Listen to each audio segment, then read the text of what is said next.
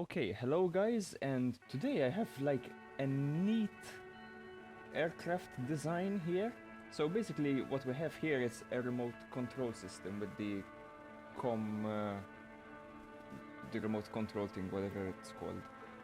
So basically I have a control pod and the battery and some antennas on the back, and basically this is a jet powered aircraft, so we have the shock cone in front and the engine pre-cooler as our like intakes, and we have a Rapier engine on the back, which is like that hybrid, methane metalox kind of thing, and obviously we have a methane fuel tank, sorry.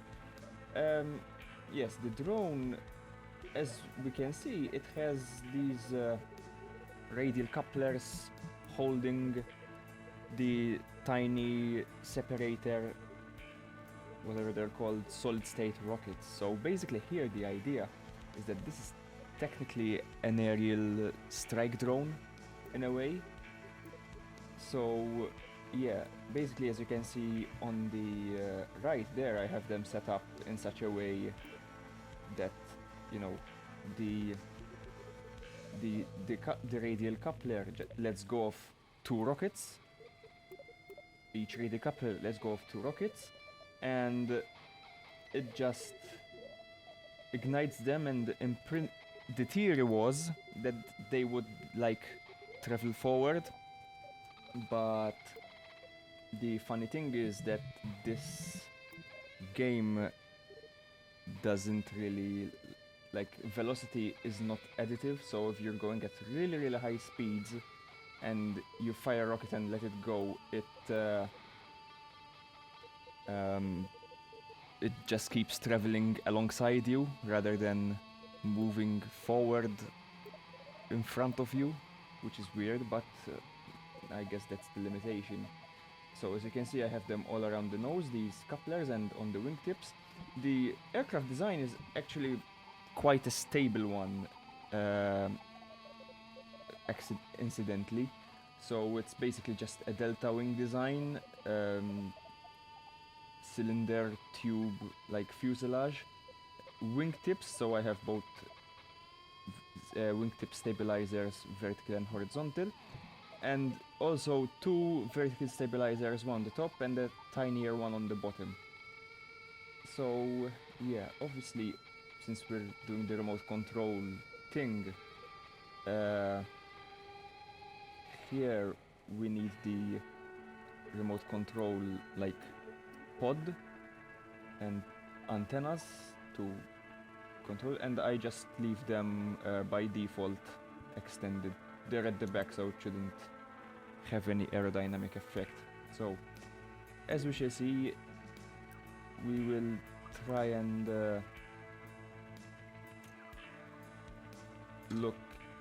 see like how this thing flies. So flies fairly okay. Just keep in mind that I'm the worst pilot ever. Like, there's just no two ways about it. So anyway, and it's also pretty fast. The Rapier engine, it's quite a beefy engine, so it's a bit unstable off the ground, but once it gets going, it's I suspect this instability is because of the added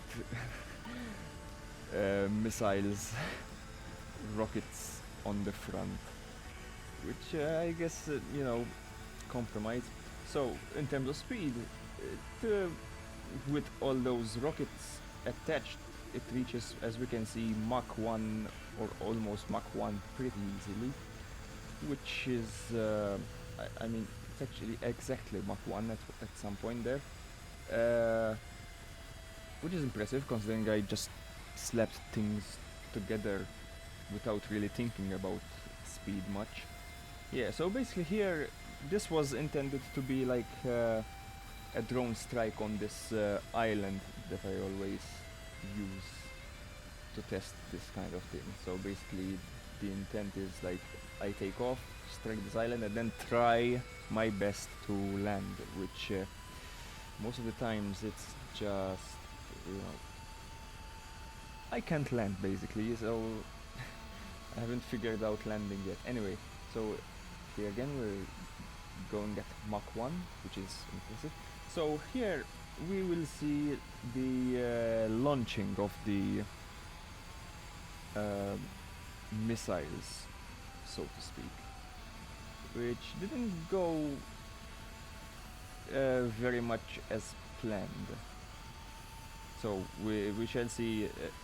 Well, basically, in here the drone was acting more like a cruise missiles, because I ended up crashing it on the island, which I guess is, you know, it does the job as well. So here we see the, yeah, they're more like flares the way they work, unfortunately. So, you know, here I miscalculated, but I guess I did strike the island, so anyway. It's a drone, you know, with that Japanese K word that would get me demonetized if I say it. So, a second try. So here I decided to take a bit of a different approach. I decided to like try and not dive bomb the target. So I tried to stay a bit high up.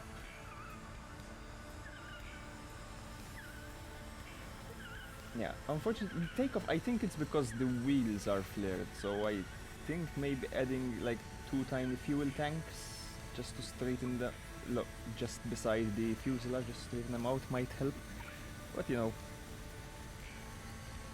you try and you learn. Okay.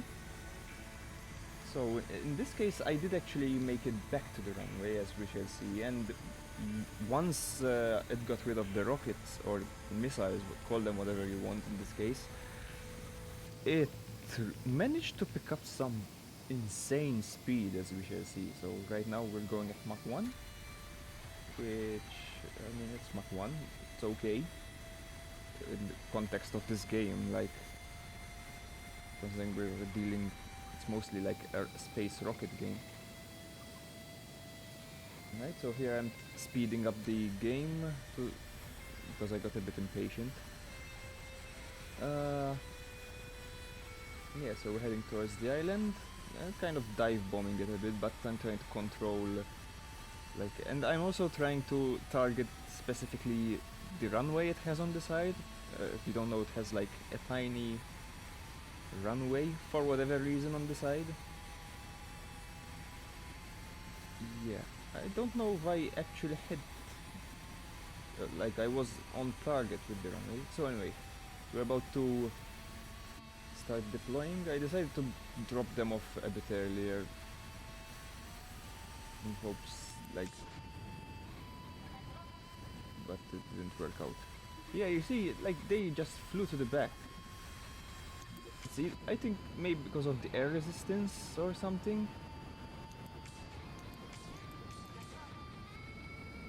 Yeah, anyway. I'm not sure if they actually made it to the island. I didn't really turn back to check. Now I try to like go back full thrust, and I drop the thrust for the bombing in hopes that, you know, they don't fly back as much by comparison. So as we can see there that some actually did fall on the island, judging from the waypoints, their default name and stuff. So I guess we kind of did something. If they are correct, if that's the correct one, because maybe from the previous run. Anyway. Yeah, here it's half empty on fuel, so the aircraft is significantly lighter after losing half the fuel and the entire payload, and as you can see, we're ramping up speed like crazy. We're at Mach 2, more than Mach 2 actually, and as here at some point is where I noticed how fast I was actually going, and I decided to like maybe push it a bit. Yeah, this solar panel thing is really annoying. I wish they like make an option to turn that off.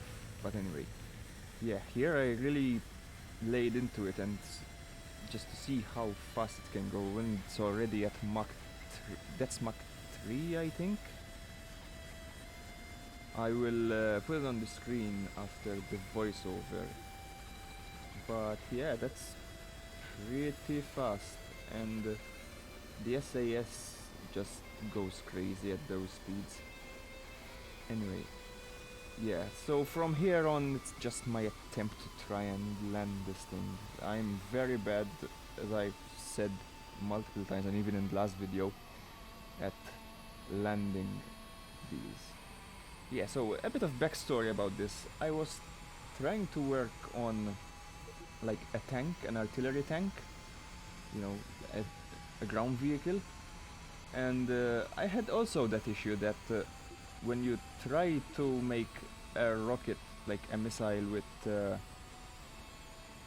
with solid fuel rockets, they travel forward, but then they just fly out of control. So this at first started as an attempt to like have a guided missile, so then you can, once you launch it, you can take control of this and guide it to the target.